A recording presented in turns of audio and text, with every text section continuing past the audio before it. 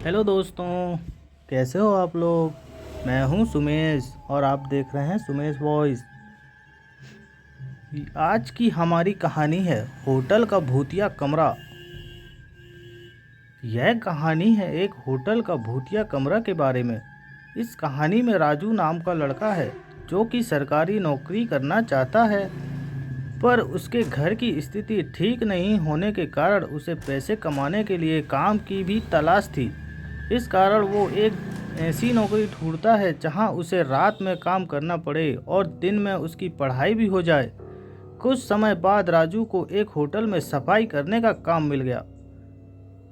चूंकि काम रात को करना था तो राजू वहां रात में काम करने लगा और दिन में वो पढ़ाई भी कर लेता। सब कुछ अच्छे से चल रहा था, पर एक रात राजू अपना काम खत्म करके आराम से बैठा था।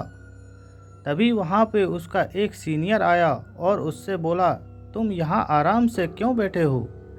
इस पर राजू ने जवाब दिया, सर मैं अपने कमरे की सफाई कर चुका हूँ इसलिए बैठा हूँ। फिर उसके सीनियर ने कहा, नहीं, आज तुम्हें होटल के सबसे ऊपर की मंजिल पे 4 कमरे हैं, उनकी भी सफाई करनी है, जाओ वहाँ। इतना बोल के उसका सीनियर वहाँ से चला गया।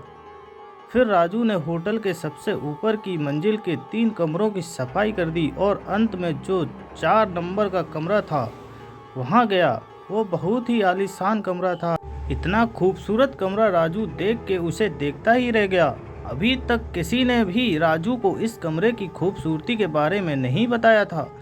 राजू ने थोड़ा ध्यान दिया तो उसने पाया कि ये कमरा तो पहले से ही साफ है, मगर फिर भी उसे वहाँ सफाई तो करनी ही थी। इसलिए वो वहाँ की चीज़ों को बड़े आराम से साफ करके उसके स्थान पे रखता जा रहा था। कुछ देर बाद राजू को ऐसा लगा उसके पीछे कोई खड़ा है। राजू ने पीछे मुड़ के देखा तो वहाँ कोई नहीं था। राजू ने सोचा ऐसा वो कई रातों से काम कर रहा है और दिन में नहीं सो पाता है, ऐसा इसलिए हो रहा है, और वो वापस अपने काम में लग गया। तभी अचानक उसे ऐसा लगा कि कोई उसके सामने से दौड़ के भागा है। राजू को अब डर लगने लगा और वो थोड़ा देर के लिए सहम सा गया और कुछ देर इधर उधर देखने के बाद उसने फिर से अपना काम चालू किया ताकि वो जल्दी से अपना काम ख़त्म करके वहाँ से निकल जाए। और जब वो वापस काम करने में लगा तभी मानो जैसे उसके कंधे पे किसी ने हाथ रख दिया हो। राजू अब घबरा के चिल्लाते हुए उस कमरे से भागने लगा। तभी राजू का गला किसी ने जोर से पकड़ लिया और वो भाग नहीं पा रहा था। इतने ही देर में राजू के सीनियर राजू की आवाज़ सुन के वहाँ पहुँच गए। उन्होंने राजू से पूछा, क्यों चिल्ला रहे थे। राजू गली में दबाव होने के कारण कुछ बोल नहीं पा रहा था। उसके सीनियर उसे कमरे से बाहर ले गए और उसे पानी पीने को दिया। राजू ने बताया उसे इस कमरे में कुछ अजीब सा महसूस हुआ, ऐसा कि जैसे कोई उसका गला दबा रहा हो। इतना सुनते ही उसका एक सीनियर उस पर चिल्लाया और बोला, तुम्हें रात में इस कमरे में सफाई करने को किसने बोला। इस कमरे में कोई भी अकेले सफाई नहीं करता और इस कमरे की सफाई भी दिन के समय की जाती है। तब राजू ने कहा, मैं अपना काम ख़त्म करके बैठा था, तभी एक सर आए, उन्होंने ही मुझे इस कमरे की सफाई करने को बोला था, इसलिए मैं इस कमरे में आया। इतना सुनते ही जितने भी लोग उस होटल में काम कर रहे थे सभी को राजू के सामने लाया गया ताकि राजू उसे पहचान सके कि किसने उसे ऊपर वाले कमरे में काम करने भेजा।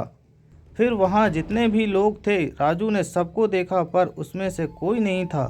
तब उन लोगों ने जितने स्टाफ काम करते थे उन सारे स्टाफ की इमेज राजू को दिखाई। तब राजू ने उनमें से एक को देख के बोला कि इन्होंने ही मुझे वहाँ सफाई करने भेजा था।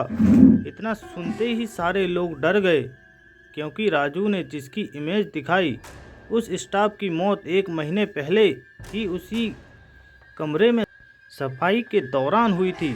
फिर राजू के सीनियर ने उस कमरे के बारे में राजू को बताया कि वह कमरा इस होटल का भूतिया कमरा है।